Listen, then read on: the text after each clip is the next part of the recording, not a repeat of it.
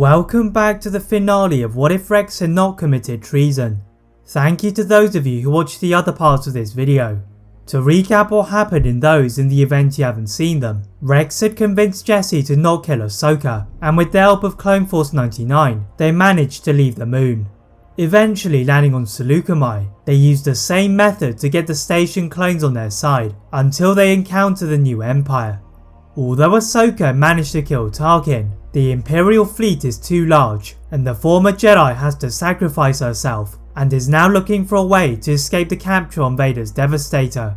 Ahsoka carefully searched around the cell for any weaknesses and found there was an operating switch requiring facial recognition on the outside, and used the Force to lift a stormtrooper helmet in front of it and the shields deactivated.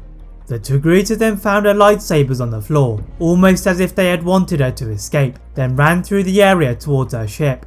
But to her annoyance, the darkness of Vader approached at immense speed, and her path had been blocked. The Sith is impressed by the efforts of his old apprentice, but coldly declared that her path ended here, and ignited his blade. Ahsoka merely sat on the floor in a meditative pose, trusting in the Force, and as she heard the red blade whip towards her in the air, it stopped mere inches from her face. The former Jedi hid her delight at the inability for Vader to kill her, as his conflict tore him apart and he finally lowered his blade. Ahsoka searched the previous Force bond between them and tapped into the Force to re-establish its strength, with Vader getting weaker and weaker, as it had only been his pain that had been keeping him alive. His groans of agony are met by stormtroopers' rapid footsteps, and Ahsoka blocked her master from being harmed. In a display of power, Vader rose to his feet and let out an animalistic roar, then pushed everyone into the walls, breaking all of their bones. Fueled by his hate for the Emperor, Vader ordered Ahsoka to lead the destroyer and gather rebel support, as he lured his master to his ship.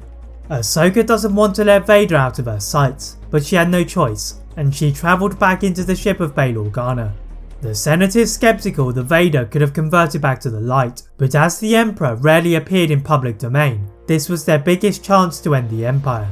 Summoning Obi-Wan and Yoda from the hidden locations, the clones had also used the time Ahsoka had spent as a captive wisely, finding other surviving clone troopers on Utapau and Kashyyyk to turn to their cause, as well as repairing any starships on the junkyard planet of Bracca to use.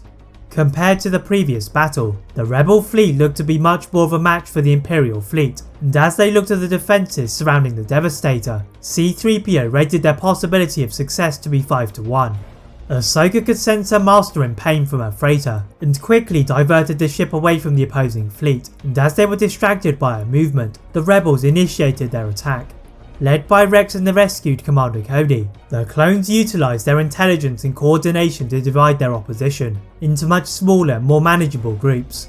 Clone Force 99 were the first to infiltrate the primary destroyer, and supported by the clones, they held off the rapidly incoming waves of stormtroopers as they waited for the Jedi to perform their task. The pain that Ahsoka had felt from her master had not been a trick, as Palpatine had not been pleased by Vader's lack of ruthlessness in killing Ahsoka, and the former Sith is being covered in an electrical current. Yoda leapt into the path of the attack and absorbed the lightning, but as Obi-Wan and Ahsoka thought they had a clear path, the Emperor summoned his new group of former Temple guards. The duo used a variety of Force techniques and their superior lightsaber skills to defeat them, but the battle had moved to a different area of the ship, and they get the clone medics to revive the fallen Vader. Running to the battle of the beacons of the Force, Yoda's age and lack of practice is taking its toll, and Obi-Wan and Ahsoka perform a mighty leap to try to strike down Palpatine, but he moved a large piece of the ship's core in their path, blocking them from the battle. As Yoda and Palpatine emerged into one of the hangars, all of the clones turned their attention to the battle, then fired at Palpatine. The Sith had not been expecting his forces to falter so quickly, and he fell by the blasters of those he had created. After his death, the clones placed explosives around the ship to destroy it, then returned to the rebel base, watching Anakin recover from his injuries. The Jedi Knight is restored to some resemblance of his former self, owing to the latest medical technology, and the Jedi Order is reformed back on their old temple on Coruscant. The clones are still in service, to defeat any pockets of resistance against the New Republic fronted by Bail Organa, and Rex had saved more lives than just that of Ahsoka's. That is it for What If Rex Had Not Committed Treason. If you enjoyed this What If, please like this video, turn on that notification bell, click that subscribe button on this channel, as well as on my other channel What If Films. And as always, leave a comment on what if you'd all like to see next, and how I can improve my videos. Thank you all very much for watching, and see you next time.